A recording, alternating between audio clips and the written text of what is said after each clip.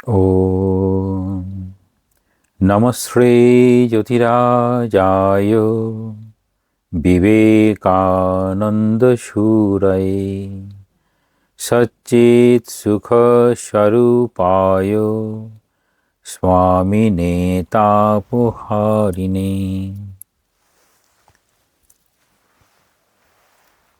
স্বামী বিবেকানন্দের দৃষ্টিতে হিন্দু ধর্ম ও বেদান্তের রূপরেখা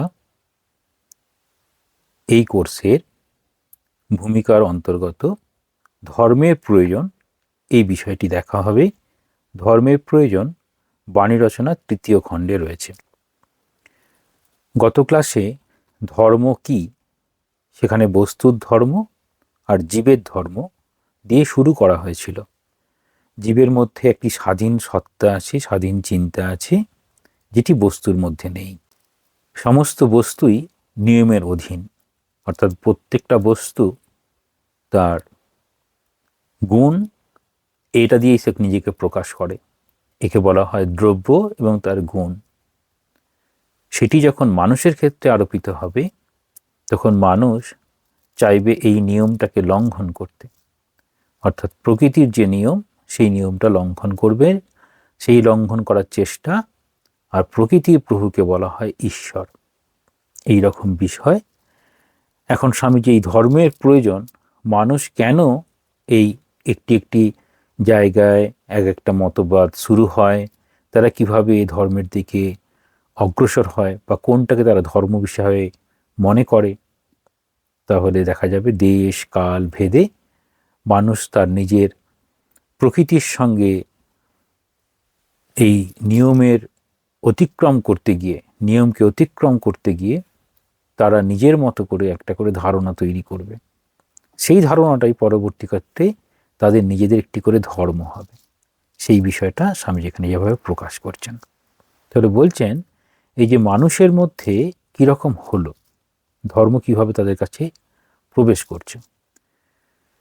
মানব জাতির ভাগ্য গঠনের জন্য যতগুলি শক্তি কার্য করিয়াছে ও এখনও করিতেছে, ওই সকলের মধ্যে ধর্মরূপে অভিব্যক্ত শক্তি অপেক্ষা কোনো শক্তি নিশ্চয়ই অধিকতর প্রভাবশালী নয়।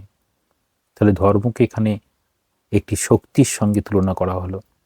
ধর্ম যেন একটা শক্তির অভিব্যক্তি, সেটি এতই যে অন্য কিছুই তার সঙ্গে সেই তুলনায় কিছু নয়। সর্বপ্রকার সামাজিক প্রতিষ্ঠানের পশ্চাতে কোথাও না কোথাও সেই অপূর্ব শক্তির কার্যকারিতা বিদ্যমান এবং সকল বেষ্টি মানবের মধ্যে সংহতির মহত্তম প্রেরণা এই শক্তি হইতেই উদ্ভূত। ফলে বেষ্টি মানব, আমরা প্রত্যেকেই বেষ্টি, আর এই এক একটি বেষ্টি সম্মিলিত হয়ে সমাজ গঠন করে, তখন তাকে বলা হয় সমষ্টি। সেই সমাজ, দেশ, এইরকমভাবে এটা বহু প্রাচীনকালে এটি শুরু হয়েছে। তখন বলছেন এই যে প্রত্যেকটা প্রতিষ্ঠান শুরু হয়েছে, তারও পশ্চাতে কোনো না কোনো ধর্মের আঙ্গিকে যেন তৈরি হয়েছে। ইয়ে আমরা সকলেই স্পষ্টভাবে জানি যে অগণিত ক্ষেত্রে ধর্মের বন্ধন জাতি, জলবায়ু, এমনকি বংশের বন্ধন অপেক্ষাও দৃঢ়তর। তাহলে কি বলছেন, এই ধর্মের বন্ধন কীরকম হয়? একই ধর্মের যদি মানুষ হয় তাহলেই তাদের কাছে সেটি অনেক বড় কথা হবে। সেখানে জাতি, জলবায়ু, এমনকি বংশের বন্ধনকে অতিক্রম করে যাবে, দেখাও যায় তাই। সেই জন্য বলছেন ইহা সুবিদিত সত্য যে যাহারা একই ঈশ্বরের উপাসক। তাহলে যখন একই ঈশ্বরের উপাসক, সেই ঈশ্বর একই ধর্মে বিশ্বাসী, তাহারা একই বংশজাত লোকেদের, এমনকি ভ্রাতাদের অপেক্ষা অধিকতর দৃঢ়তা ও নিষ্ঠার সহিত পরস্পরে সাহায্য করিয়াছে। তাহলে পরবর্তী ক্ষেত্রে বিভিন্ন জায়গার বিভিন্ন ধর্ম, বিভিন্ন দেশের বিভিন্ন ধর্ম এরকম যেন প্রভাব পড়ছে, তখন কোনো না কোনোভাবে একই বংশের হয়তো মানুষ, হয়তো দুই ভাই দুজনে দুরকম ধর্মের অনুশীলন করতে শুরু করলো, তখন তার নিজেদের ভাইদের মধ্যে সম্পর্ক বিচ্ছেদ হয়ে গিয়ে বা সম্পর্ক কিছুটা যেন কমে গিয়ে একই ধর্মের মানুষের সঙ্গে তাদের সম্পর্ক আরও বেড়ে গেল। এটাকে বলা হয় ভাবের সম্পর্ক। একই রকমভাবে ধর্মের কথা বলা হয়, একই রকমভাবে পলিটিক্সের কথাও আমরা ভাবতে পারি। যে যেরকম মতকে পছন্দ করে সেই মতটাকে সে যেন নিজের বংশের রক্তের সম্পর্ক, আত্মীয়তা, সমস্ত কিছুর বন্ধনের থেকেও সেই ভাবের বন্ধনটাই প্রধান হয়ে যায়। দেখাচ্ছেন, ধর্মের উৎস আবিষ্কার করিবার বহু প্রকার চেষ্টা হইয়াছে। তাহলে এই ধর্মের উৎস তার এবার মানুষ খোঁজার চেষ্টা করছে।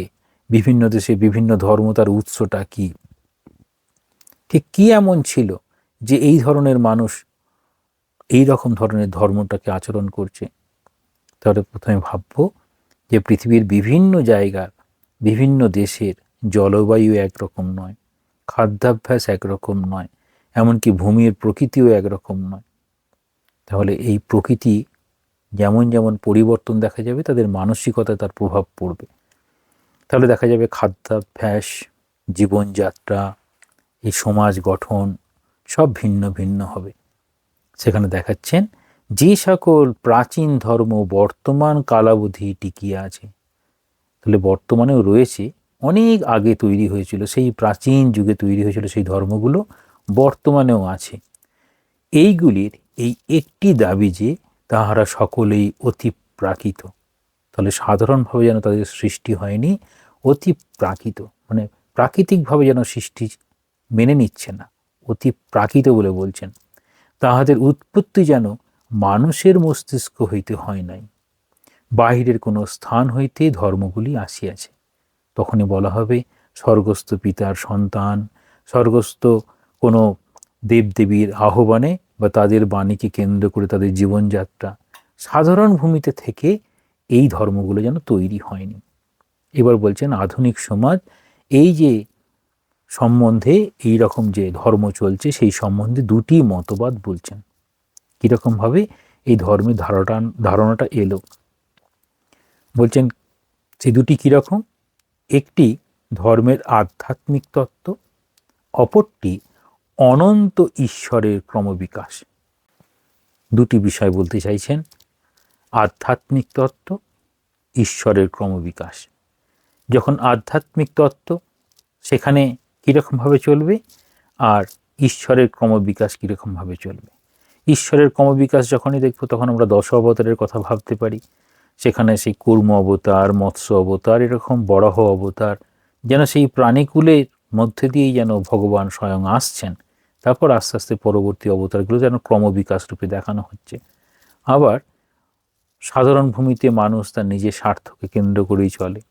যত মানুষ এই আধ্যাত্মিকতার উচ্চে নিজেকে নিয়ে যাওয়ার চেষ্টা করে, তখন তার মধ্যে ঘৃণা, দেশ, ঈর্ষা প্রভৃতি এই আমাদের নেগেটিভ অ্যাসপেক্টগুলো যা আমাদের কলুষিত করে, সেগুলো যেন দূরে সরে যায়, আর আমাদের যেন আত্মার বহিঃপ্রকাশ বা দৈবী গুণের বহিঃপ্রকাশের কথা বলা হয়, সেটা হচ্ছে আধ্যাত্মিক তত্ত্ব। এবার বলছেন এক পক্ষ কি বলছেন, যে পিতৃপুরুষের উপাসনা হইতেই ধর্মের ধারণা আরম্ভ হলো। আবার বলছেন কীরকম হতে পারে, যে পিতৃপুরুষের উপাসনা, অর্থাৎ আমাদের পূর্বজরা কোথায় গেলেন, এই পিতৃপুরুষে যারা গেলেন তারা কি সেখানে রয়েছেন, তারা কিভাবে আমাদেরকে সাহায্য করতে পারেন, তাদের অভিজ্ঞতাগুলো আমাদের, যেমন বড়রা তাদের নিজেদের জীবনের যত দুঃখ কষ্ট, যত সংগ্রাম, সবগুলো তাদের সন্তান বা তাদের সন্ততির মধ্যে দেওয়ার চেষ্টা করে। তার আঙ্গিকে বলা হয় যে পিতৃপুরুষের উপাসনা। এই পিতৃপুরুষের উপাসনা আমরা দেখি আমাদের এখানেও রয়েছে। পিতৃপুরুষের উপাসনা যেমন তর্পণ করা হয় মহালয়ের সময়, পিতৃপুরুষের আরাধনা, এরকম বলছেন। আবার একটা পক্ষ বলছেন প্রাকৃতিক শক্তি, যেটাকে বলা হয় দৈবী শক্তি, প্রাকৃতিক শক্তি, অর্থাৎ সেখানে ঝড় ঝঞ্ঝা, এই সূর্যের তাপ, অগ্নি, জল, এগুলোকে সব দেবতার নাম বলা হয়। তাহলে ধর্মগুলো যেন দুরকমভাবে দেখানোর চেষ্টা করলো। একটা বলতে চাইছেন পিতৃপুরুষের উপাসনা থেকে, আর একটা প্রাকৃতিক শক্তিসমূহ। এবার আসছেন যে বিভিন্ন দেশে কীরকমভাবে সৃষ্টি হলো। বলছেন মিশর, ব্যাবিলন ও চীনবাসীদের এবং আমেরিকা ও অন্যান্য দেশের বহু জাতির প্রাচীন ধর্মসমূহ আলোচনা করিলে পিতৃপুরুষের পূজা হইতে যে ধর্মের আরম্ভ, সেটা স্পষ্ট দেখা যায়। তাহলে বলছেন পিতৃপুরুষের যেন সেখানে আরাধনা থেকেই যেন এই ধর্মটা এসেছে। প্রাচীন মিশরীয়দের আত্মা সম্বন্ধে সর্বপ্রথম ধারণা ছিল প্রত্যেক দেহে তৎ অনুরূপ আরেকটি দ্বিতীয় চেতন সত্তা থাকে। অর্থাৎ তাদের প্রথম ধারণা হচ্ছে এটি বেদান্তের ধারণাতে বলা হয়, প্রথমে মনে করা হয় এই দেহটাই বুঝি আত্মা, অন্নময় কোষ, তারপরে প্রাণময়, মনোময়, বিজ্ঞানময়, আনন্দময়, তারও ঊর্ধ্বে রয়েছেন পরপর স্টেপ। কিন্তু এরা প্রথমেই মনে করলো এই দেহটাই যেন ঈশ্বর, আর দেহের মধ্যে দেহের অনুরূপ আর একটা যেন চেতন সত্তা থাকে। সেটি কীরকম না, সেই প্রত্যেক মানুষ যদি মৃত্যু হয় তবু সেই দ্বিতীয় সত্তা সেই দেহটাকে ছেড়ে চলে যায় না। তাহলে দেহটা যদি ছেড়ে না চলে যায় তাহলে সেই দেহটাকে সংরক্ষণ করলেই বুঝি সেই চেতন সত্তা থেকে যাবে। এই জন্যই দেখা যায় এই মিশরের বিভিন্ন পিরামিডগুলো সৃষ্টি হয়েছিল, তারা নির্মাণ করেছিল সেই মৃতদেহগুলোকে রক্ষা করবে বলে। এবার বলছেন যে তাহাদের মতে মৃত্যুর পর কীরকম, এটা প্রাচীন ব্যাবিলনবাসীদের মধ্যে ধারণা হচ্ছে মৃত্যুর পর দ্বিতীয় জীব সত্তায় স্নেহবোধ নষ্ট হইয়া যায়। অদ্ভুত ধারণা, তাদের স্নেহবোধটা নষ্ট হয়ে যায়। সে খাদ্য পানীয় এবং নানারূপ সাহায্যের জন্য জীবিত মনুষ্যদিগকে ভয় দেখায়। যেমন এটি আমাদের ভূতের ভয় থাকে, নিকট আত্মীয় কেউ মারা গেলে তার জন্য বেশ কয়েকদিন পর পর তার জন্য খাবারটা বাড়ির বাইরে গিয়ে রেখে দিয়ে আসা হয়, তা নাহলে নইলে ভূতে ধরবে, এরকম সব সামাজিক ধারণা রয়েছে। এই ধারণাটি ছিল এই প্রাচীন ব্যাবিলনবাসীদের। তাদের মধ্যে কি থাকে না, সেই যে দ্বিতীয় সত্তা ছিল সেই সত্তাটা দ্বিতীয় জীব সত্তায় কি থাকে না, স্নেহবোধটা নষ্ট হয়ে যায়। স্নেহবোধ নষ্ট হয়ে যাবে, নষ্ট হয়ে গেলে কি করবে, তাহলে ভালোবাসা, স্নেহ, এই যে প্রেম, এই সবগুলো হারিয়ে গিয়ে ঠিক বিপরীত ধারণা আসবে। বিপরীত ধারণা কখন আসে? বিপরীত ধারণা আসে এই মৃত্যুটা যারা খুব কষ্ট দিয়েছে, এই আমি কষ্টে আছি, আমি সকলকে কষ্ট দেব, এই রকম। তো সেই রকম এমনই হলো ভাবনা। সে এমন কীরকম ভাবছে, সে নিজ সন্তান সন্ততি এবং স্ত্রীর প্রতিও সমস্ত স্নেহ মমতা হারিয়ে ফেলে। তাহলে দ্বিতীয় সত্তা সব হারিয়ে ফেললো। প্রাচীন হিন্দুদের ভেতরেও এই প্রকার পূর্বপুরুষদের পূজার নিদর্শন দেখিতে পাওয়া যায়।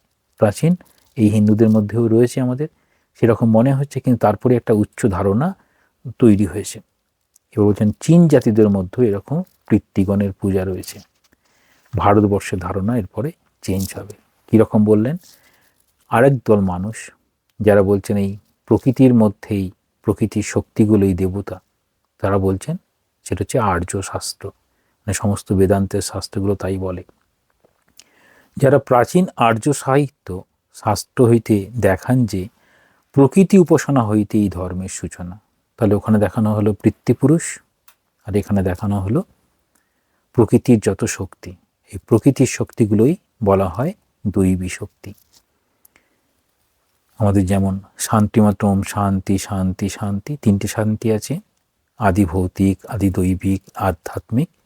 ওই আদি দৈবিক এই প্রকৃতির যে শক্তিগুলো সেইগুলো দেবতাকে ধরে নেওয়া হয়, তাদের পূজা শুরু হলো। কিন্তু বলছেন ভারতবর্ষের সর্বত্র পূর্বপুরুষের পূজার প্রমাণ পাওয়া যায়। সব জায়গায় দেখা যায় পুজো হচ্ছে পূর্বপুরুষে, মৃত্যুর পরে শ্রাদ্ধ, বাৎসরিক, যেটা আবার মানে বলা হয় বাৎসরিক কাজ আছে বলতে বাৎসরিক একটা শ্রাদ্ধ করা হয়, মহালয়াতে তর্পণ করা হয়, এই সবগুলো পিতৃপুরুষের পূজা। তবুও প্রাচীন শাস্ত্রে তার কোনো চিহ্ন খুঁজে পাওয়া যায় না। তাহলে প্রাচীন শাস্ত্র নেই, তাহলে কিভাবে এসেছে এটি বোঝা খুব কঠিন।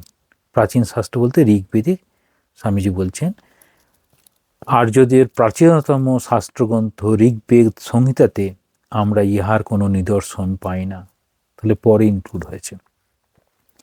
আধুনিক পণ্ডিতগণের মতে ঋগ্বেদে প্রকৃতির উপাসনায় দেখিতে পাওয়া যায়। তাহলে আর্য মতে প্রকৃতির যেসব শক্তি সেগুলো থেকেই, সেগুলোর অনুসন্ধান করাটাই যেন এই ধর্মের সৃষ্টি। সেখানে মানব মন যেন বহির্জগতের অন্তরালে অবস্থিত বস্তুর আভাস পাওয়ার জন্য চেষ্টিত বলিয়া বোধ হয়।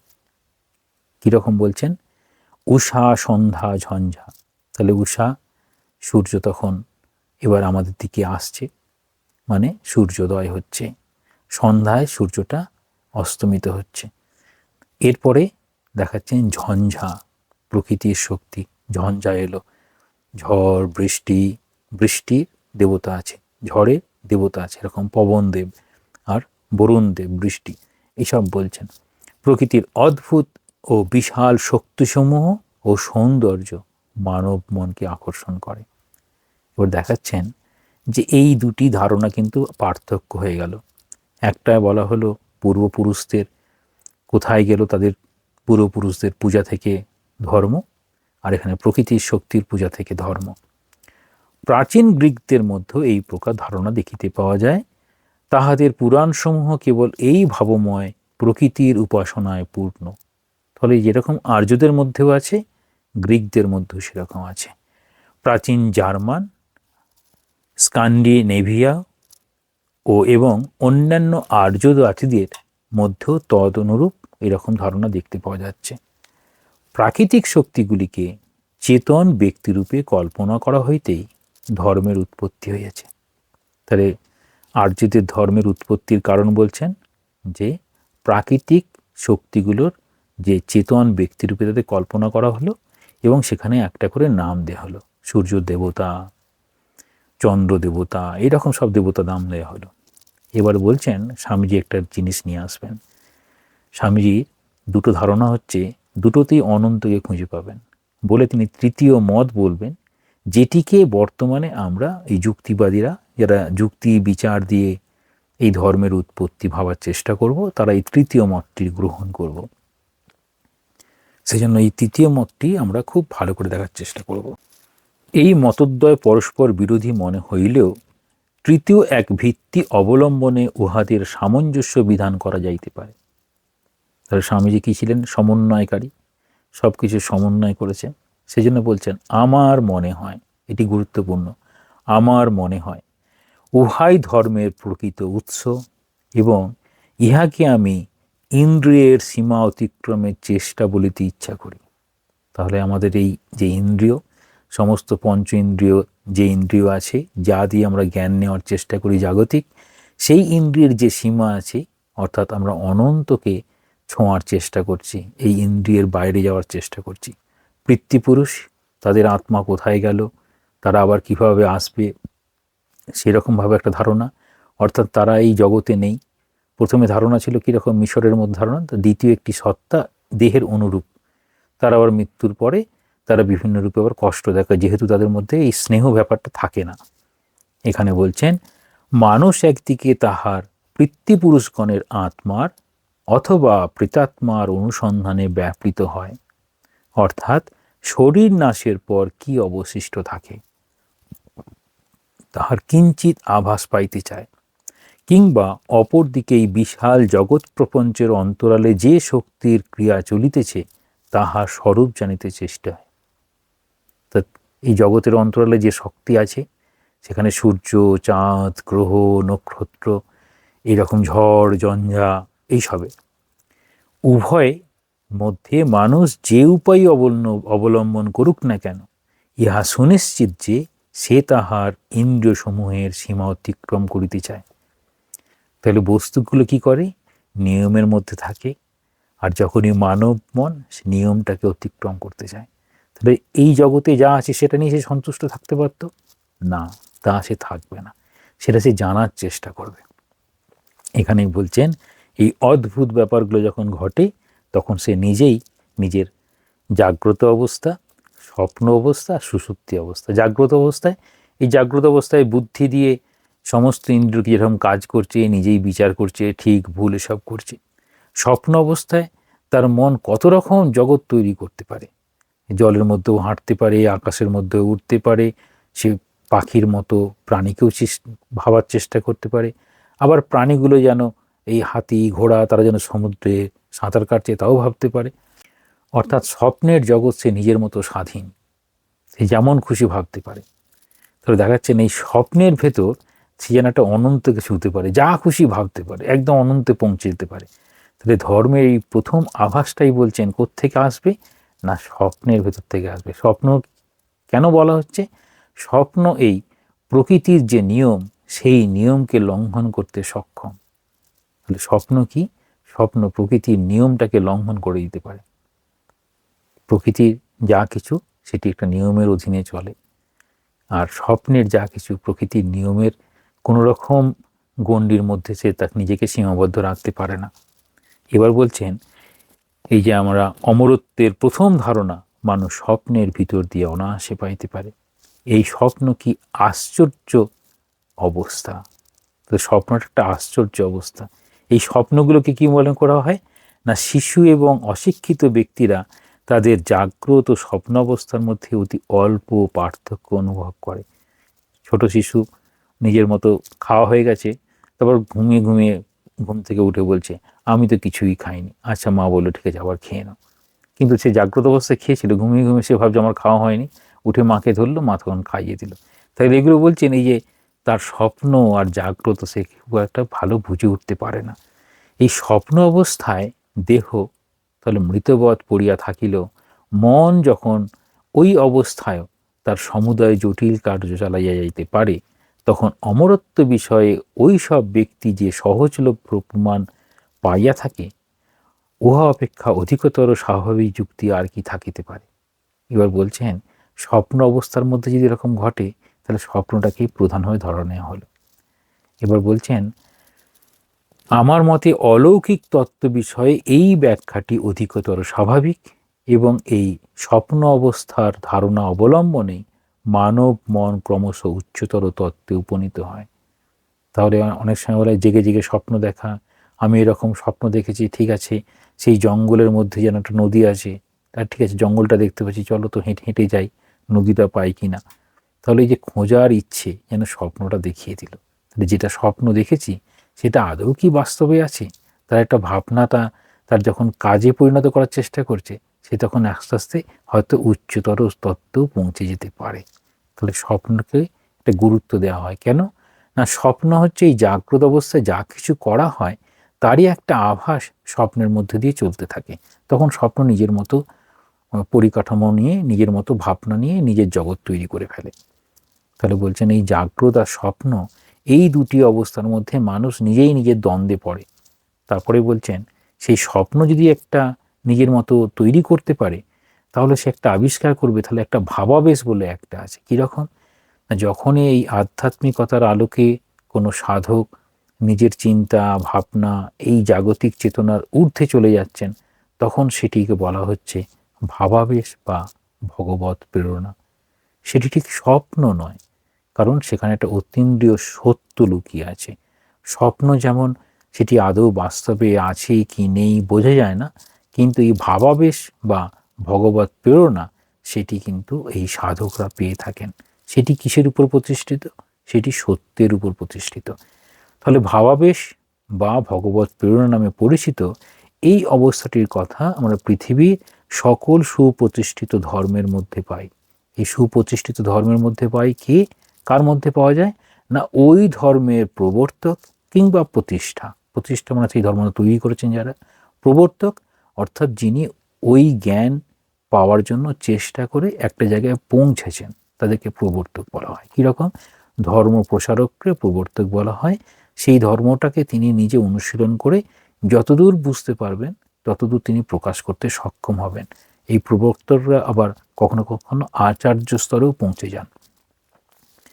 সকল সুপ্রতিষ্ঠিত ধর্মেই ঘোষিত হয় যে তাহাদের প্রতিষ্ঠাতা, তাহলে ধর্মের প্রতিষ্ঠাতা কারা আসছে না, অবতার কল্পপুরুষ বা ঈশাদূত মনের এমন সব উচ্চতর অবস্থায় উপনীত হইয়াছিলেন যাহা নিদ্রা ও জাগরণ হইতে ভিন্ন, এবং যেখানে তারা অধ্যাত্ম জগৎ নামে পরিচিত এক অবস্থা বিশেষের সহিত সম্বন্ধযুক্ত অভিনব সত্যসমূহ সাক্ষাৎ করিয়াছিলেন। তাহলে বলছেন তারা সত্যকে সাক্ষাৎ করেছিলেন। তাহলে অবতার কল্পপুরুষ, মহাপুরুষ কিংবা আচার্য, যেমন আচার্য ক্ষেত্রে শঙ্করাচার্য, রামানুজাচার্য এই রকম, বা ঈশাদূত মানে যীশু খ্রিস্টের কথা বলা হচ্ছে।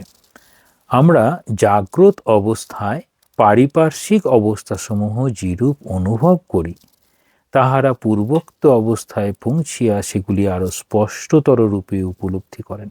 এই যে স্পষ্টতর রূপে উপলব্ধি করেন, এটি বলছেন ঠাকুরের জীবন থেকে। যখন শ্রীরামকৃষ্ণকে জিজ্ঞাসা করলেন, সে তৎকালীন নরেন্দ্রনাথ, পরবর্তীতে বিবেকানন্দ, আপনি কি ভগবানকে দেখেছেন? বলছেন, হ্যাঁ আমি দেখেছি, চাইলে তোমাকে দেখাতে পারি। এই যে আমি দেখেছি, চাইলে তোমাকে দেখাতে পারি, আমি দেখেছি কীরকম? তোমাকে যেমন দেখছি তার থেকে আরও স্পষ্ট রূপে।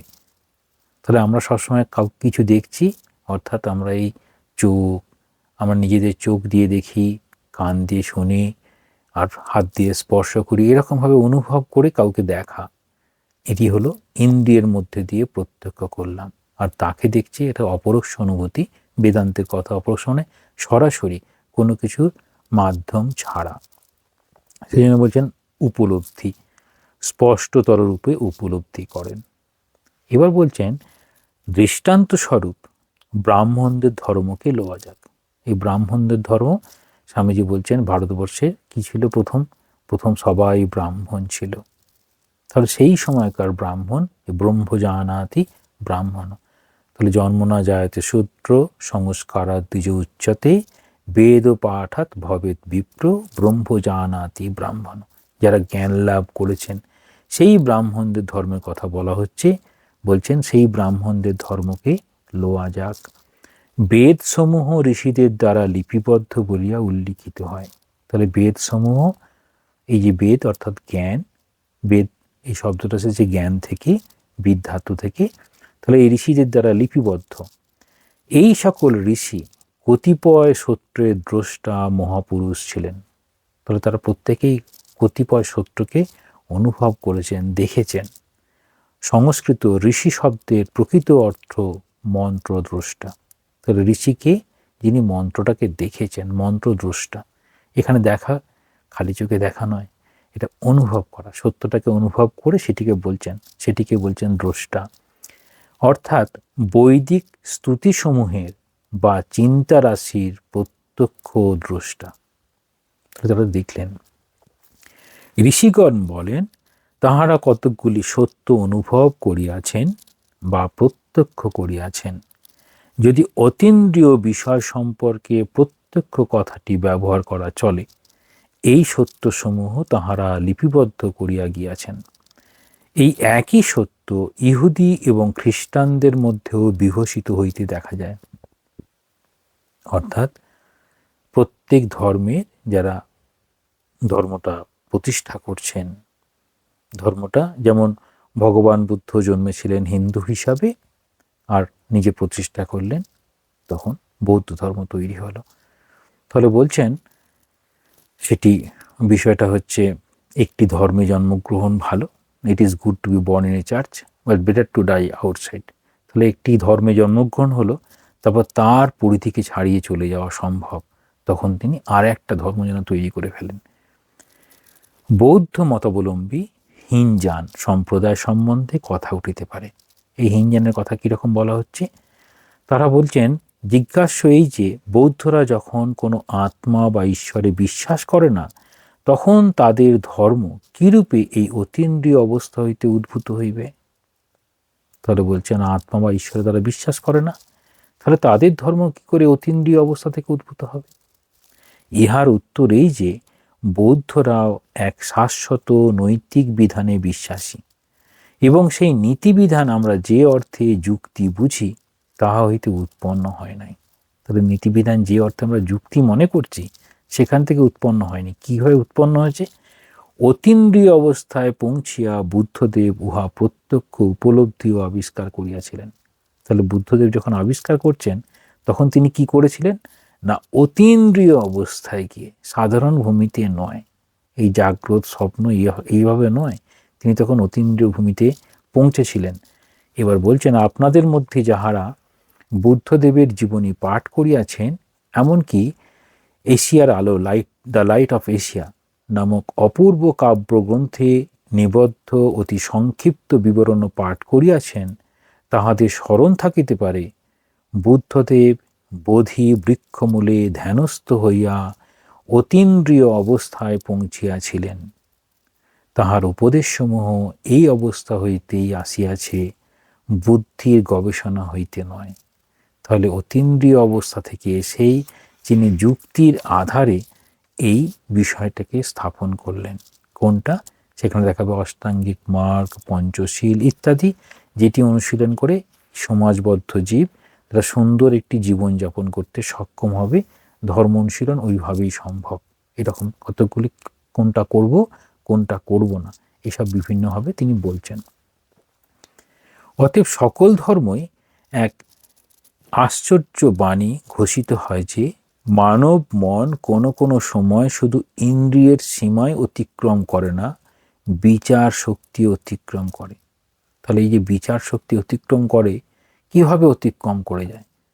তাহলে ইন্দ্রিয়ের সীমায় শুধু নয়, বিচার শক্তিকে অতিক্রম করে যায়। তাহলে মানবের এরকম একটা অদ্ভুত শক্তি আছে। এই শক্তিগুলো কাদের মধ্যে দেখা যায়? তাহলে মানব মনের এমন এক অদ্ভুত শক্তি আছে যাহার বলে সে ইন্দ্রিয় বিচার শক্তির সীমা অতিক্রম করতে পারে। অধিকন্তু তাহারা এই শক্তিকে একটি বাস্তব সত্য বলিয়া দাবি করে। বাস্তব সত্য কিরকম? দক্ষিণেশ্বরে ঠাকুর বসে আছেন, বলছেন ওই আসছে ওই বাগবাজারের খাল পার হয়ে এলো। তাহলে সেই কোথায় সিমলা থেকে আসছেন নরেন্দ্রনাথ, বাগবাজারের ওখানে খালের ওখানে খালটা পার হচ্ছেন। দক্ষিণেশ্বর থেকে দেখা কোনোভাবেই সম্ভব নয়। তাহলে তিনি যেন দেখছেন আর বলছেন এই আসছে, বাগবাজারের খাল পার হয়ে এলো। তারপর যখন এসে পৌঁছালো, তাহলে সেটি কী করে সত্য হলো? সেটি দেখা যাওয়া সম্ভব নয়। এই ইন্দ্রিয় মানে এই চোখ দেখতে পায় না, এই আমরা যে চর্মচক্ষু বলি সেটি দেখতে পাবে না, অত দূরের বিষয়, কিন্তু ঠাকুর দেখছেন। এইরকমই আবার এরকম ঘটনা আছে, স্বামীজি হঠাৎ রাত্রে বলছেন যে কোথাও মানুষের খুব কষ্ট হচ্ছে, তখন দেখা যাচ্ছে কোথাও ভূমিকম্প হয়েছে, সেখানের কষ্ট অনুভব করলেন। এই যে বিভিন্ন বিষয়গুলো আছে। আবার এটাও একটা ঘটনা আছে মায়ের জীবনে। মা তখন রয়েছেন জয়রামবাটিতে, মায়ের কাছে আসছিল, কোয়ালপাড়ার ওখান থেকে আসবে, তখন হঠাৎ করে খুব ঝড় বৃষ্টি শুরু হয়ে গেল। মা চিন্তায় খালি একবার ঘরের মধ্যে যাচ্ছেন, বাইরে আসছেন, তারপর কিছুক্ষণের জন্য বৃষ্টি থেমে গেল, তারপর তারা এসে পৌঁছালো। মা বলছেন যে তোমাদের জন্য কত চিন্তা করছিলাম, তোমরা কিভাবে আসবে। তাহলে কোথায় কোয়ালপাড়া, কোথায় জয়রামবাটি, দেখা তো সম্ভব নয়, কিন্তু মা যেন দেখতে পাচ্ছেন। এই সব বিষয়গুলো কি বোঝাচ্ছে? যে মানব মন এরকম পারে না, কিন্তু কখন পারে? যদি তাদের সঙ্গে একটা খুব ভালো মনের সম্পর্ক থাকে। যেমন সন্তান যদি হোস্টেলে থাকে, তার যদি শরীর খারাপ করে, মা ঠিক বুঝতে পারে আমার ছেলেটার শরীর খারাপ করেছে, কি এমন শক্তি আছে। তাহলে মা তার সন্তানের মধ্যে বুঝতে পারে, আর এই মহাপুরুষরা এই জগৎ সম্পর্কে বুঝতে পারে। তাহলে একটা হচ্ছে খুব কম মানে লিমিটেড স্প্যান, আর একটা হচ্ছে খুব বড় মাপের। তাহলে এই মানব মনের এই যে অদ্ভুত শক্তি আছে, সেটিকে আমরা স্বীকার করতে বাধ্য হই। তাহলে মানব মনের এই শক্তি, সেটি যেন ইন্দ্রিয়ের সীমায় কেবলমাত্র অতিক্রম করে না, বিচারের শক্তিকে অতিক্রম করতে সক্ষম। এর বলছেন সকল ধর্মের স্বীকৃতি, এই সকল তথ্য কতদূর সত্য তাহা বিচার না করিয়াও আমরা তাহাদের একটি সাধারণ বিশেষত্ব দেখিতে পাই। সাধারণ বিশেষত্ব দেখাবেন। উদাহরণস্বরূপ পদার্থ বিজ্ঞান দ্বারা আবিষ্কৃত স্থূল তথ্যগুলির তুলনায় ধর্মের আবিষ্কারগুলি অতি সূক্ষ্ম। তো বলছেন পদার্থের মানে বস্তুর দ্রব্য আর গুণ এসবগুলো বিচার বিবেচনা করে পদার্থবিজ্ঞান তার পরীক্ষাগারে উপলব্ধ বিষয়গুলোকে প্রকাশ করছে জনসমক্ষে। তার তুলনাও বলছেন ধর্মের আবিষ্কারগুলি অতি সূক্ষ্ম। এখন ধর্মের আবিষ্কারগুলি কেন সূক্ষ্ম? এবং যে সকল ধর্ম অতি উন্নত প্রণালীতে সুপ্রতিষ্ঠিত হইয়াছে, সেগুলি সবই এক সূক্ষ্মতম তত্ত্ব আবিষ্কার করে। কাহার মতে উহা হয়তো এক নিরপেক্ষ সূক্ষ্ম সত্তা, অথবা সর্বব্যাপী পুরুষ, অথবা ঈশ্বর নামধেয় স্বতন্ত্র ব্যক্তিবিশেষ, অথবা নৈতিক বিধি। আবার কাহারও মতে উহা হয়তো সকল সত্তার অন্তর্নিহিত সত্য সার। তাহলে কি বলছেন? ধর্মের আবিষ্কারগুলি অতি সূক্ষ্ম। সেই সূক্ষ্মের জায়গায় গিয়ে বলতে গিয়ে শুরু করলেন, সেটি কীরকম? সেটি হচ্ছে একটা নিরপেক্ষ সূক্ষ্ম সত্তা, অথবা সর্বব্যাপী পুরুষ, অথবা ঈশ্বর নামধেয় স্বতন্ত্র ব্যক্তিবিশেষ, অথবা নৈতিক বিধি। তাহলে এইগুলো হচ্ছে প্রত্যেক ধর্মের সার কথা। এমনকি আধুনিক কালে মনের অতীন্দ্রিয় অবস্থার উপর নির্ভর না করিয়া ধর্মমত প্রচারের যত প্রকার চেষ্টা করা হইয়াছে, তাহাতেও প্রাচীনদের স্বীকৃত পুরাতন সূক্ষ্ম ভাবগুলি গ্রহণ করা হইয়াছে। তাহলে সূক্ষ্ম ভাবগুলো কি না, একটা হচ্ছে নীতিবিধান, মোরাল ল, আরেকটা হচ্ছে আইডিয়াল ইউনিটি, আদর্শগত ঐক্য। এই আদর্শগত ঐক্য আর নৈতিক বিধান যখনই বলা হয়, তখন দেখানোর চেষ্টা করা হয় যে এই সূক্ষ্ম তত্ত্বগুলো কখনোই ইন্দ্রিয়গ্রাহ্য হতে পারে না। তাহলে যেন সেই ইন্দ্রিয়কে অতিক্রম করে চলে যায়। যখনই অতিক্রম করে চলে যায়, তখন সেই আমরা আদর্শ হচ্ছে একটা ভাবনা, যেমন আদর্শ একটা কল্পনা। আমি স্বপ্ন বা কল্পনা করে একটা ছবির কল্পনা করলাম, যখন ছবিটা আঁকার চেষ্টা করব, তখন সেই আমার কল্পনার চোখে যে ছবি ছিল, সেই ছবিটা কি সম্পূর্ণ আঁকা সম্ভব হবে? বলছে না, কখনোই সম্ভব হবে না। সেই জন্য বলছেন ওই আদর্শ, অর্থাৎ ওই যে নীতি বিধান বা আদর্শগত ঐক্য, এই যে ভাবনা ছিল, সেই রকম সম্পূর্ণ নীতিবান মানুষ বা সম্পূর্ণ আদর্শ পুরুষ, সেটিকে মানুষের আমরা দেখা খুবই কঠিন। যদি মনে করা হয় নিঃস্বার্থ একটি ধারণা, যার কোনো রকম স্বার্থ নেই, তাহলে নিঃস্বার্থ যদি হয়, তাহলে আমরা কি সম্পূর্ণ নিঃস্বার্থভাবে জীবনযাপন করতে পারবো? বলছেন না। আমি কিছুটা খাবার খেলাম, সে খাবারটা তো অন্য কেউ খেতে পারতো, আমি তো কারোর খাবারটা গ্রহণ করে নিলাম। আমি এই বাতাস থেকে অক্সিজেন নিয়ে নিলাম, তাহলে সেটা তো অন্য কেউ নিতে পারত। তো স্বামীজি বলছেন ভগবান বুদ্ধ এই যে নিঃস্বার্থ ব্যক্তিদের মধ্যে তুলনা করা হয়, তিনি একজন নিঃস্বার্থ পুরুষ ছিলেন। একটি নিঃশ্বাস পর্যন্ত নিজের জন্য নেননি, এরকমভাবে বলছেন।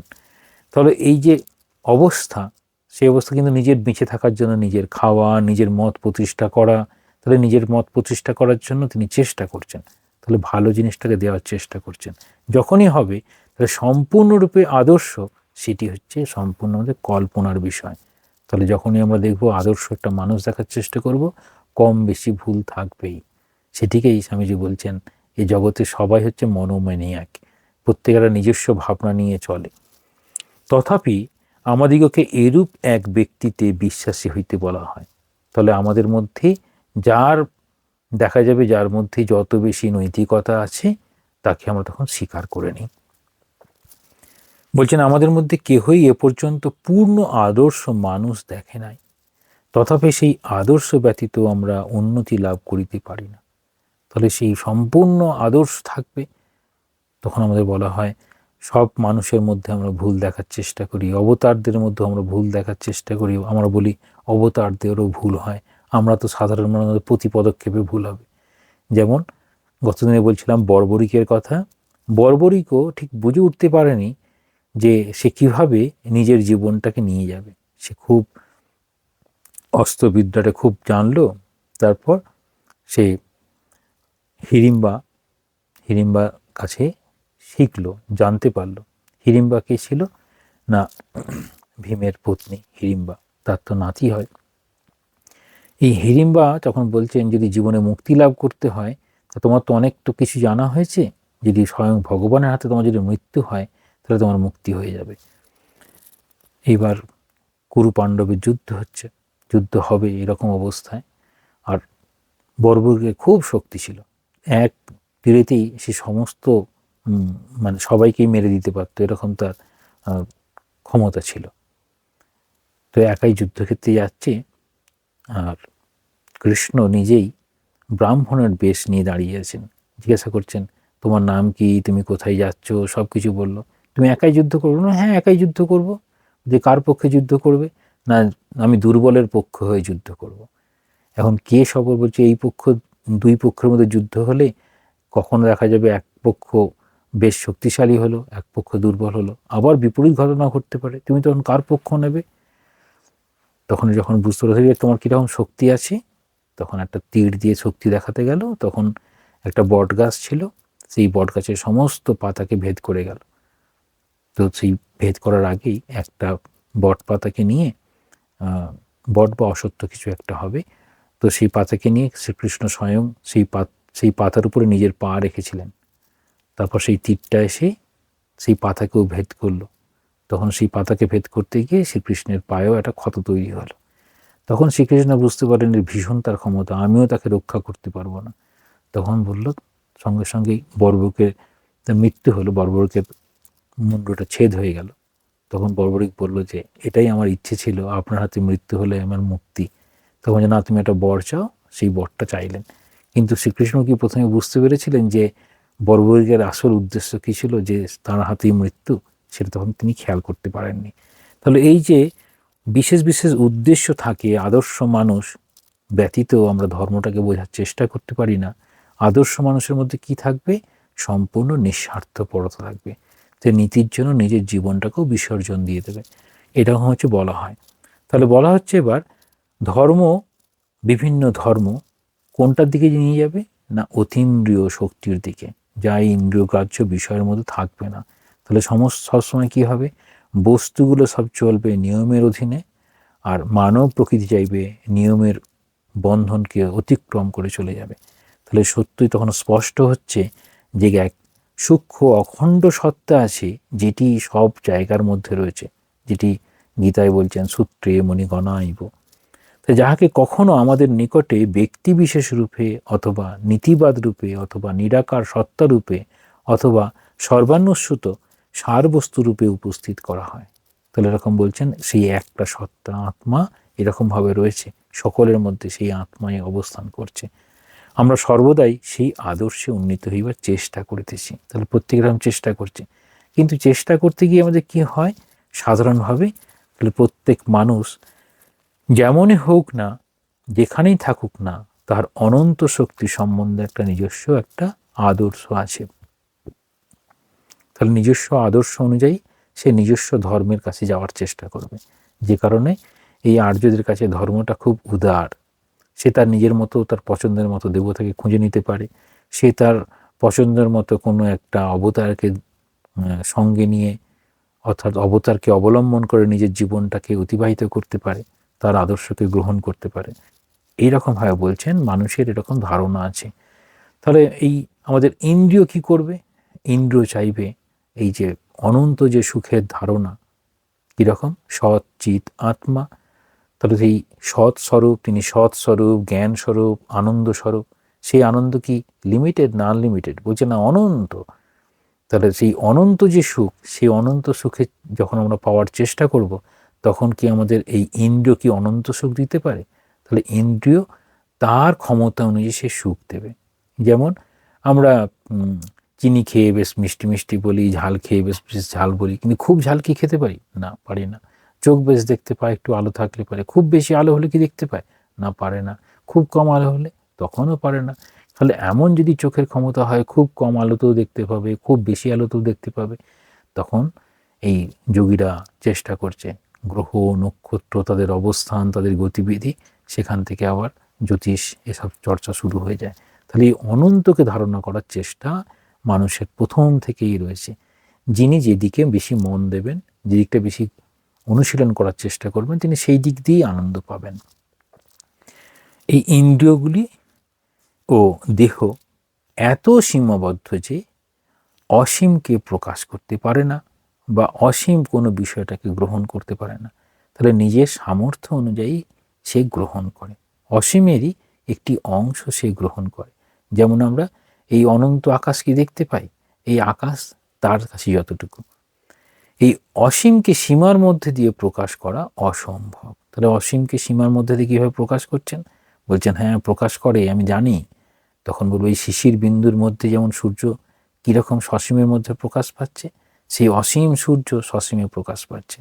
তাহলে কালে মানুষ অসীমকে সীমার ভিতর দিয়ে প্রকাশ করবার চেষ্টা করতে গিয়ে যখন পারবে না, তখন সেটাকে ত্যাগ করবে। ঠিক আছে, আমার জন্য এই পর্যন্ত। এই ত্যাগ থেকে আসবে অল্পে সন্তুষ্টি। তাহলে আমি কি অসীম সুখের মধ্যে দিয়ে নিজেকে নিয়ে যেতে পারি? না, যতটুকু হলে হবে। তাহলে বলছেন স্বাভাবিকভাবে তার মধ্যে একটি ত্যাগের ভাব আসবে। এই ত্যাগ, এই চেষ্টা করাই নীতিশাস্ত্রের মূল ভিত্তি। তাহলে আমি এটা করব না, এটা নেব না, তখন আমার অনেক অর্থের প্রয়োজন, কিন্তু আমি সৎ পথে অর্থ উপার্জনের চেষ্টা করব, অসৎ উপায়ে চেষ্টা করব না। অসৎ উপায় হলে অনেক বেশি হতো, কিন্তু অসৎ উপায় আমি করব না। তাহলে অসৎ আমি ত্যাগ করব, সৎকে আমি গ্রহণ করব। তাহলে যে ত্যাগ, এই চেষ্টা করাই নীতিশাস্ত্রের মূল ভিত্তি। তার প্রথমে হলো ত্যাগ, সেটি হচ্ছে মূল ভিত্তি। ত্যাগের ভিত্তির উপরেই নীতিশাস্ত্র প্রতিষ্ঠিত।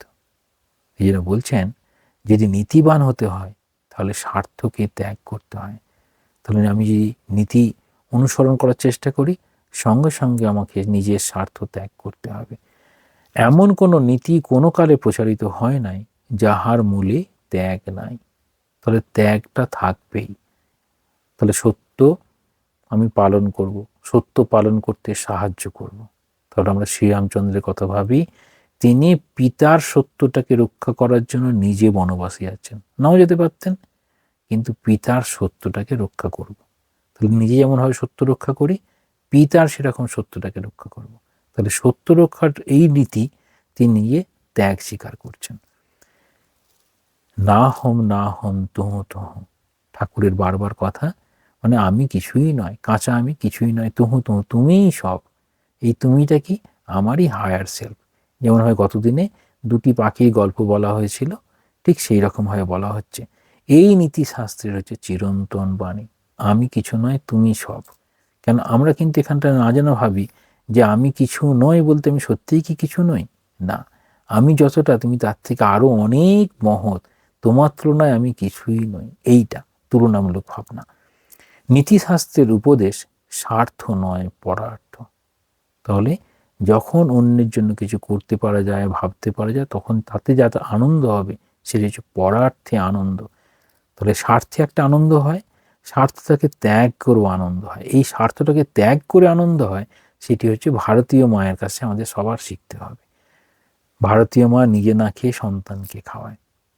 এই সন্তান, এবার সন্তান যদি সকলকে সন্তান হিসেবে দেখেন, যেমন সীমা সারদেবী সকলকে সন্তান হিসেবে দেখছেন, তাহলে তিনি এই পরার্থ, তখন তার কাছে হচ্ছে পর, কেউ পর নয়, সব আমার।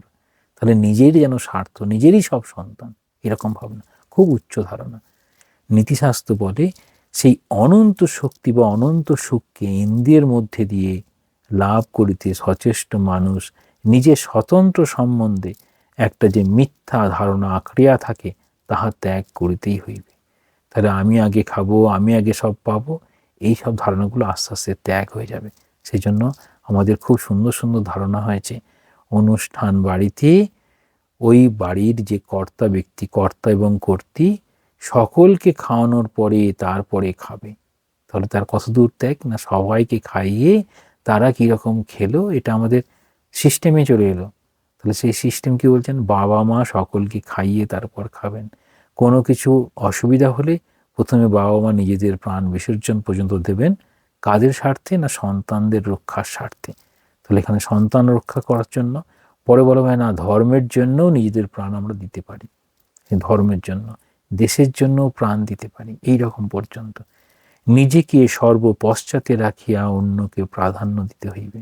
তাহলে যখন নীতিবান মানুষ আসবে, তিনি সকলকে প্রাধান্য দেবেন। কিরকম? নিজে পড়ে নেবেন। ইন্দ্রিয় সমূহ বলে, তাহলে যাদের মধ্যে ইন্দ্রিয়টা প্রধান, খুব স্ট্রং, মানে এই ইন্দ্রিয়ের মধ্যে দিয়ে সুখ পাওয়ার যারা চেষ্টা করবেন, তারা কি বলবেন? আমারই হইবে প্রথম স্থান। তাহলে ঠেলে ঠুলে, র্যাট রেসের মতো ঠেলে ঠুলে আমি প্রথম হব। আর নীতিশাস্ত্র বলে না, আমি থাকবো সর্বশেষে। এখানে কোন দিক দিয়ে সর্বশেষে? না জাগতিক সুখ সুবিধা থেকে। তাহলে জাগতিক সুখ সুবিধা তারা কম নেওয়ার চেষ্টা করবে। সুতরাং সকল নীতিশাস্ত্রই এই ত্যাগের, জড়জগতে স্বার্থ বিলোপের উপর প্রতিষ্ঠিত, স্বার্থ রক্ষার উপরে নয়।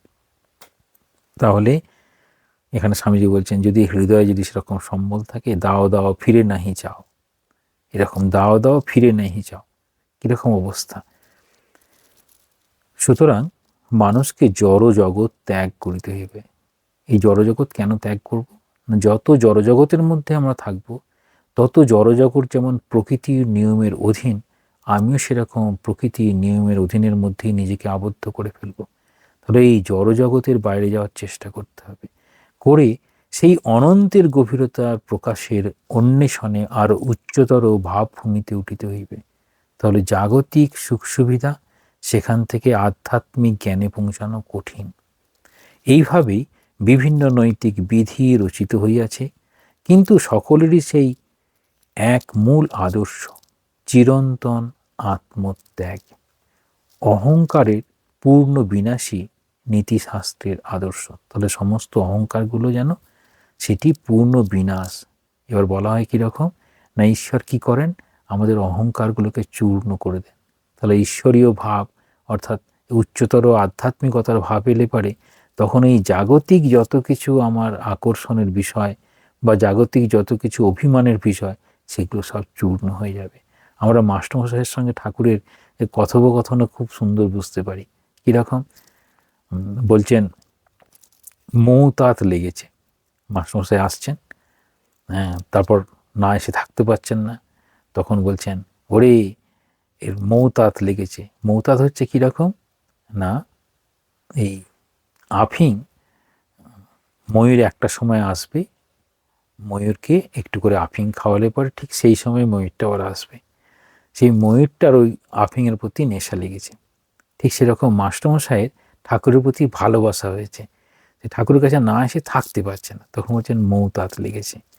তারপর বলছেন তোমার কি বিয়ে হয়েছে? বলছে হ্যাঁ বিয়ে হয়েছে। ওরে এর বিয়েও হয়ে গেছে। তোমার কি সন্তান হয়েছে? বলছে ওরে এর সন্তানও হয়ে গেছে। মাস্টারমশাই বলছে আরে এটা কি, আমি কি ভুল কিছু করেছি? তখন যে না, তোমার লক্ষণ ভালো ছিল, কিন্তু আমার যে একটা অহংকার মাস্টারমশাই কী ছিল, আমি জ্ঞানী, আমি শিক্ষিত, আমি এরকম এরকম ছিল, সব তার চূর্ণ। আবার কি বলছেন, তোমার স্ত্রীটা কীরকম না, অবিদ্যা। ও তুমি খুব বড় জ্ঞানী। তা ঠাকুর বলছেন এককে জানার নাম জ্ঞান, অর্থাৎ ভগবানকে জানার নাম জ্ঞান, বাকি সব এই বিদ্যা জাগতিক বিদ্যার মতো। তাহলে এই যে তার মধ্যে যেটুকু ছিল, এমনি ভালো মানুষ ছিলেন, নইলে ঠাকুর ওরকমভাবে কাছে টেনে নেন না। আর ঠাকুরের বাণীগুলো তিনি লিখছেন, লিখে নিজেকে যেন ঠাকুরের সঙ্গে যুক্ত করে ফেললেন, এটি খুব সহজ বিষয় নয়, সাধনার বিষয়। কিন্তু তার মধ্যেও যতটুকু অহংকার ছিল, সেই সমস্ত অহংকার কেন চূর্ণ হয়ে গেল। সেই জন্য বলছেন যখন এই অহংকারের পূর্ণ বিনাশ, সেটি হচ্ছে নীতিশাস্ত্রের আদর্শ, সম্পূর্ণভাবে ঠাকুরকে গ্রহণ করতে পারলেন। যদি মানুষকে তাহার ব্যক্তিত্বে চিন্তা করিতে নিষেধ করা হয়, তবে সে শিহরিয়া ওঠে। আমরা যদি আমাদের ব্যক্তিত্ব, তুমি নিজেকে ভুলে যাও, পারবো? সম্ভব নয়। স্বামীজি বলছেন আমার যদি পড়াশোনাগুলো ভুলে যেতে পারতাম, তাহলে সে স্বেচ্ছায় ত্যাগ হয়ে যাবে।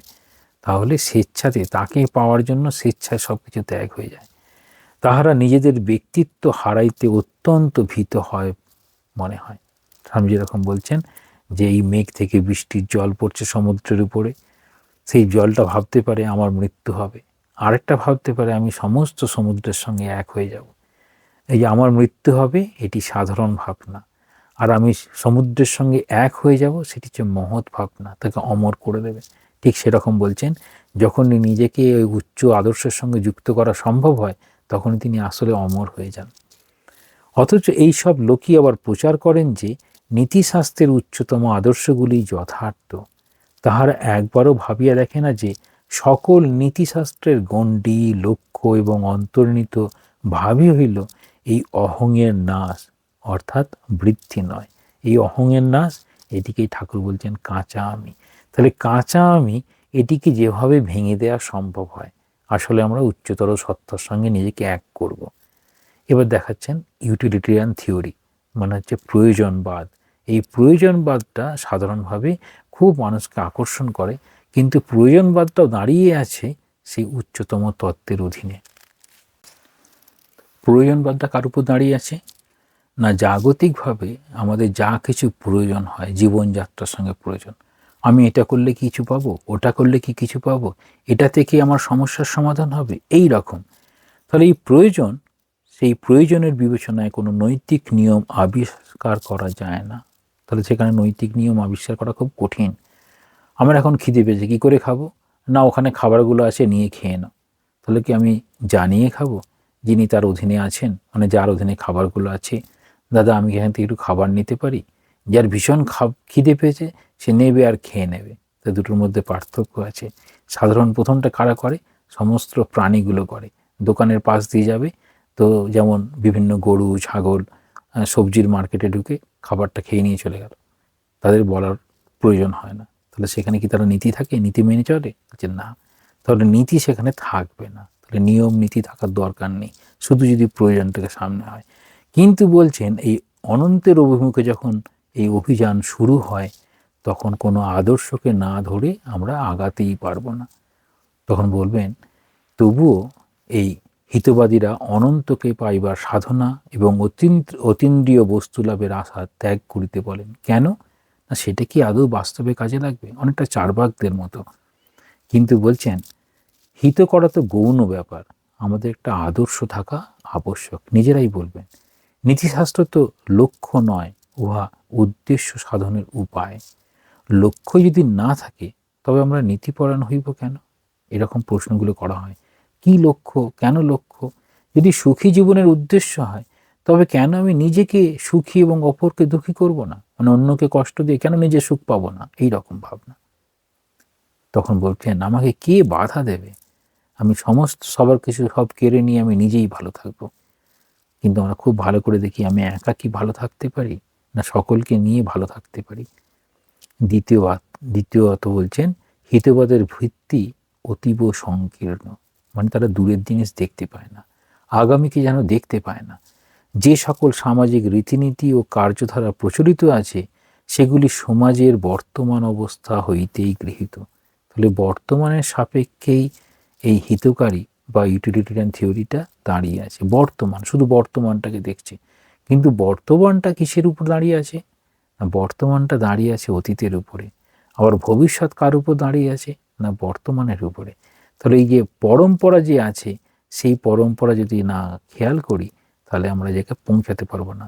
তখন দেখানো হবে যে যদি আমরা খুব সম্ভব উচ্চতর ক্রমবিকাশের দিকে অগ্রসর হইবার পথে এই সমাজ ব্যবস্থা আমাদের অন্যতম সোপান, কারণ এই সমাজের মধ্যে থেকেই আমাদেরকে উচ্চতর ধারণা গ্রহণ করতে হবে। তাহলে সমাজটা কীরকম? সমাজটা হচ্ছে দীর্ঘদিন ধরে একটা অভ্যাসের মধ্যে দিয়ে এই ব্যষ্টি মানুষ থেকে সমষ্টি মানুষ যে ধারণা নিয়ে চলবে সেইটি সমাজ যে প্রবর্তিত হবে।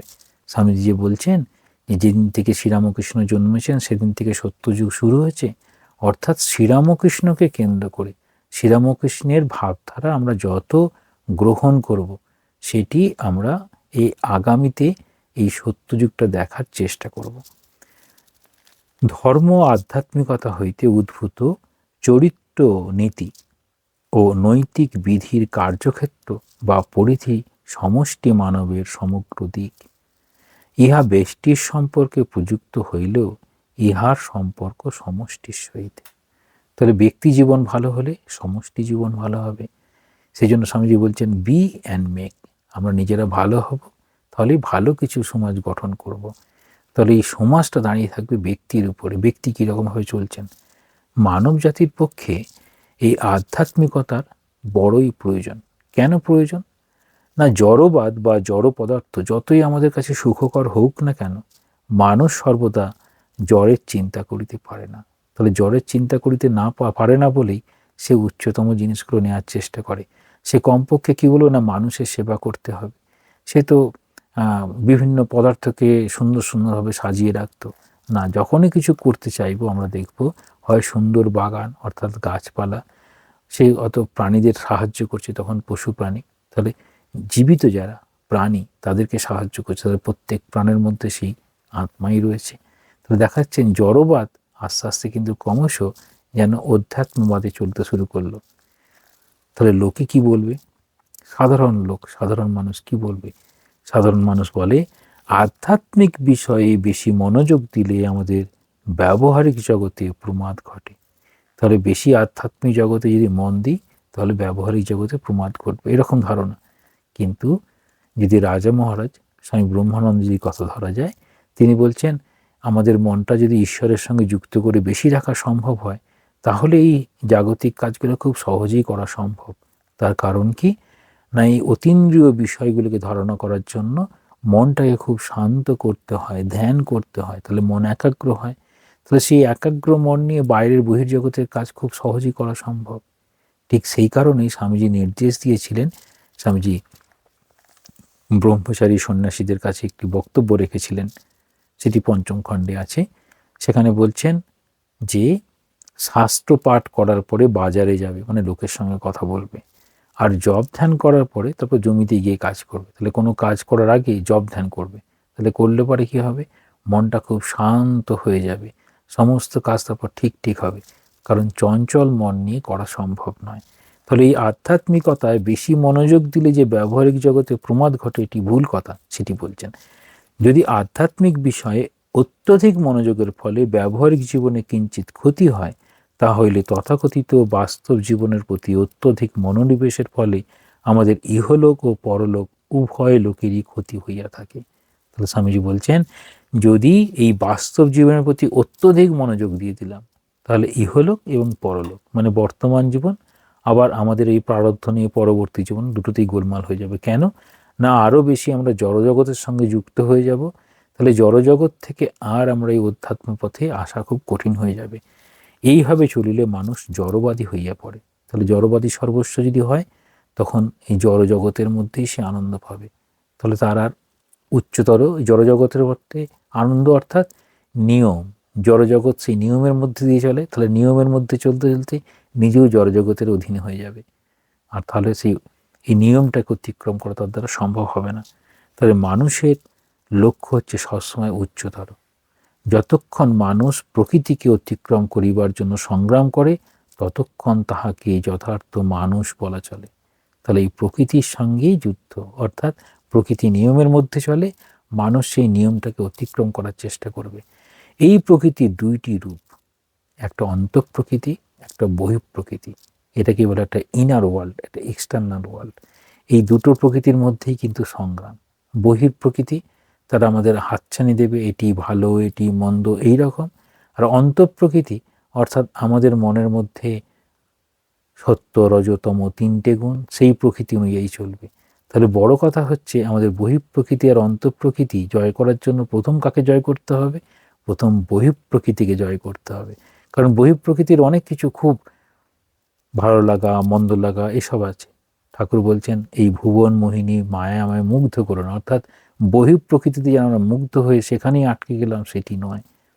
কিন্তু অন্তঃপ্রকৃতি জয় করা সেই জন্য আরও মহত্তর। বহিঃপ্রকৃতি প্রথম, তারপরে অন্তঃপ্রকৃতি। যে সকল নিয়ম অনুসারে গ্রহ নক্ষত্র পরিচালিত হয়, সবই নিয়ম, যেহেতু জড়জগৎ সব নিয়মে পরিচালিত হচ্ছে, সেগুলি জানা ভালো। কিন্তু সব থেকে আরও বেশি নিয়ম জানা উচিত কীভাবে মানুষ তার কামনা মনোবৃত্তি ইচ্ছা নিয়ন্ত্রিত করে। তাহলে আমি নিজেকে কী করে নিয়ন্ত্রণ করব, সেটি জানা আরও উৎকৃষ্ট। অন্তর্মানবের এই জয় মানব মনের যে সকল সূক্ষ্ম ক্রিয়াশক্তি কাজ করিতেছে, সেগুলির রহস্য জানা। তাহলে মানব প্রকৃতি কীরকম?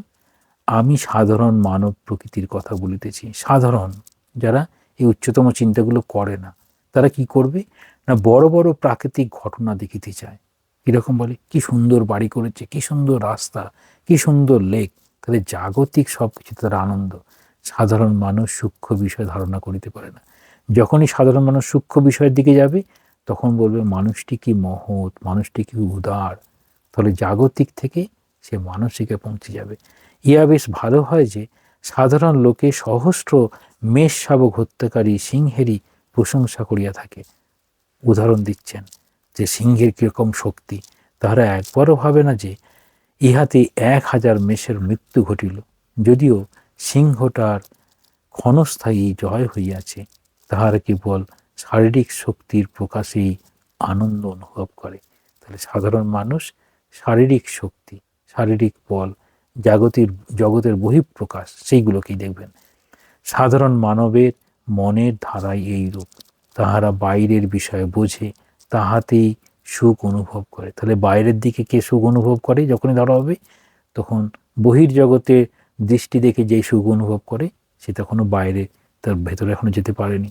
কিন্তু প্রত্যেক সমাজের এক শ্রেণীর লোক আছে যাহাদের আনন্দ ইন্দ্রিয়গ্রাহ্য বস্তুর মধ্যে নাই, অতীন্দ্রিয় রাজ্যে। এই যখনই অতীন্দ্রিয় রাজ্যে যাবে, তখন সে সুন্দর গান করে আনন্দ পাবে, সুন্দর ছবি এঁকে আনন্দ পাবে, তো পূজা করে আনন্দ পাবে, ধ্যান করে আনন্দ পাবে। তাহলে বিষয়ানন্দ, ভজনানন্দ, ব্রহ্মানন্দ, এই যে স্তরগুলো আছে, বিষয়ের মধ্যে আনন্দ কারা করবে? সাধারণ মানুষ। আর বিষয়ানন্দ থেকে ভজনানন্দ, ঈশ্বরের ভজনা করে আনন্দ পাবে, আস্তে আস্তে ধীরে ধীরে যাচ্ছে। তারপরে ব্রহ্মানন্দ, একদম উচ্চতর স্তর। এই যে 3 রকম স্তর দেখানো হয়, এই 3 রকম স্তরের মধ্যেই এই আসল জিনিসটা লুকিয়েছে। কি না, প্রত্যেক জাতির শক্তির মূল উৎস হইতেছে তাহাদের আধ্যাত্মিকতা। তাহলে সমাজ কার উপর নির্ভর করবে? না অন্তর্নিহিত মানুষের মনের গঠন দিয়ে, তার মনের মধ্যে যেটা চলছে। যখন ওই জাতির ধর্ম ক্ষীণ হয় এবং জড়বাদ আসিয়া তাহার স্থান অধিকার করে, তখনই সেই জাতির ধ্বংস আরম্ভ হয়। তাহলে সেই অন্তর্জগতের সন্ধান থেকে যত দূরে চলে আসব, তখন জাতিটার ধ্বংস।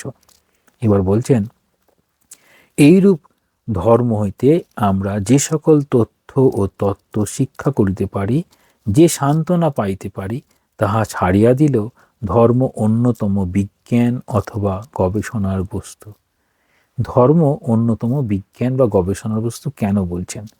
এই হিসাবে দেখতে বলছেন, অনন্তের এই অনুসন্ধান, অনন্তকে ধারণা করিবার এই সাধনা, ইন্দ্রিয়ের সীমা অতিক্রম করিয়া যেন জড়ের বাহিরে যাইবার এবং আধ্যাত্মিক মানবের ক্রমবিকাশ সাধনের এই প্রচেষ্টা, অনন্তকে আমাদের সত্তার সঙ্গে একীভূত করিবার এই নিরন্তর প্রয়াস, এই সংগ্রামে মানুষের সর্বোচ্চ গৌরব ও মহত্বের বিকাশ।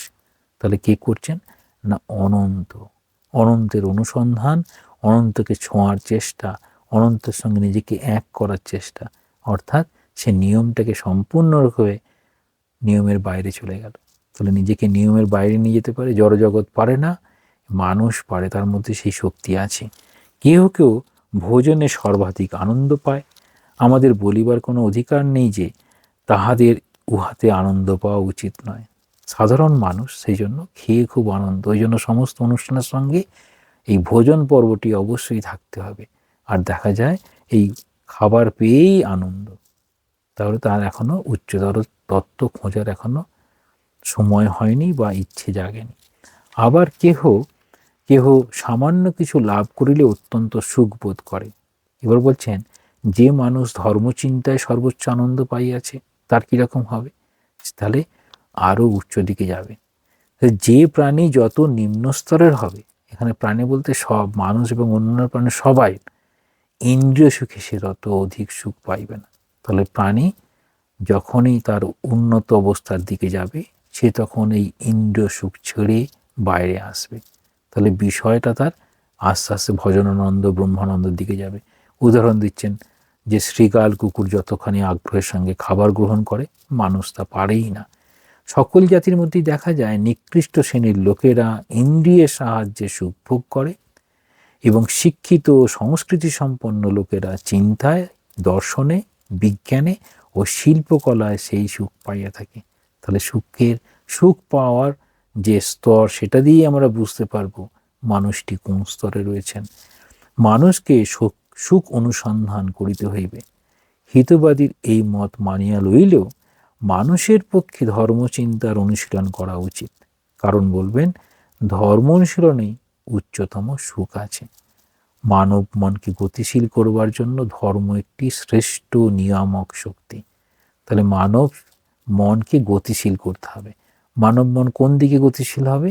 যেদিকে গতিশীল হলে সেই অনন্তকে ছুঁতে পারে। তাহলে ধর্ম আমাদের প্রথম থেকেই এই শক্তি রয়েছে। ধর্ম হচ্ছে আদর্শের সঙ্গে যুক্ত হয়ে যায়। সে আদর্শ ছাড়া ধর্মটাকে ভাবতে পারে না। কীরকম? তাহলে মাতৃদেব ভব, পিতৃদেব ভব, আচার্য দেব ভব, এইরকম। তারপর প্রত্যেকে তার কর্তব্য কর্ম করতে হবে। কর্তব্য কর্মের মধ্যে যেন তার ধর্মটা লুকিয়ে আছে। তাহলে সেটি করবে যখন, তখন নিঃস্বার্থ হওয়ার চেষ্টা করবে। আসলে তাকে তার সমস্ত এই শরীর, মন, নিজের বেষ্টি স্বার্থ সমস্ত সে অতিক্রম করে চলে যাবে। তখন বলবেন ধর্মটা কি করছে? না ধর্মটা মানুষের চরিত্র গঠন, সৎ ও মহৎ কার্য সম্পাদনে, নিজের ও অপরের জীবনে শান্তি স্থাপন করার চেষ্টা করছে। এই ধর্ম, সেই ধর্ম যেন একটা বিশাল শক্তি, সেরকম বারবার প্রেরণা যোগাচ্ছে, না তুমি পারবে, তুমি চেষ্টা করো, নিশ্চয়ই পারবে। ঠিক সেইগুলো কারা বলছেন? সমস্ত এই গুরুরা, যারা প্রকৃত গুরু, সত্যিকারের তার এই সন্তান সম শিষ্যদেরকে বা তার অনুগামীদেরকে তারা উচ্চতর স্তরে নিয়ে যাওয়ার জন্য সবসময় প্রেরণা দিয়ে থাকেন। সেই প্রেরণা দেওয়ার স্বার্থেই বলা হয় যে গুরু সব সময় তোমাদের সাথে থাকে, এটিকে বলা হয়। তাহলে সর্বপ্রকার সংকীর্ণ, অনুদার ও বিবাদমান এই ধর্মভাবকে দূর করার জন্য আমাদের কি করতে হবে?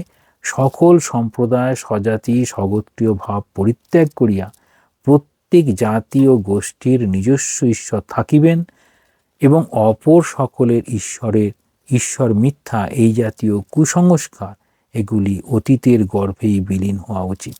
তাহলে কীভাবে আমরা সমস্ত পৃথিবীর সমস্ত জাতি, সমস্ত ধর্ম একটা জায়গায় আসতে পারি?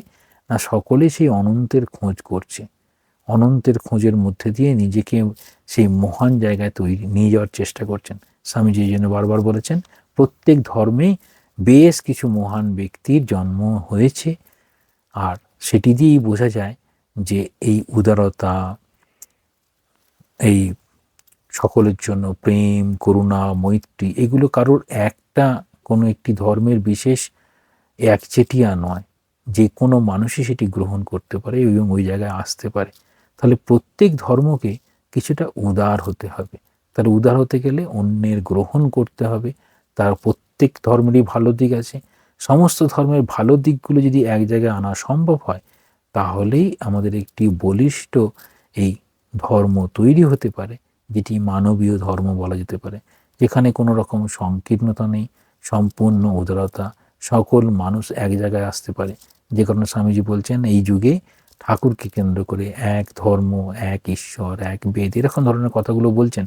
দিয়ে বলতে চাইছেন কীরকম, এমন একটা ধর্ম আমরা গ্রহণ করব, সেই গ্রহণে সকল বিষয়গুলোকে একসঙ্গে নিয়ে আসব। তাহলে কোনগুলো বাদ যাবে? না, বিভিন্ন ধরনের আচার অনুষ্ঠান প্রত্যেকের আলাদা থাকবে। সেই আলাদা আচার অনুষ্ঠান থাকা সত্ত্বেও প্রত্যেকের ভালো দিকগুলো যদি নিয়ে আসা সম্ভব হয়, তাহলে সেটি কী হবে?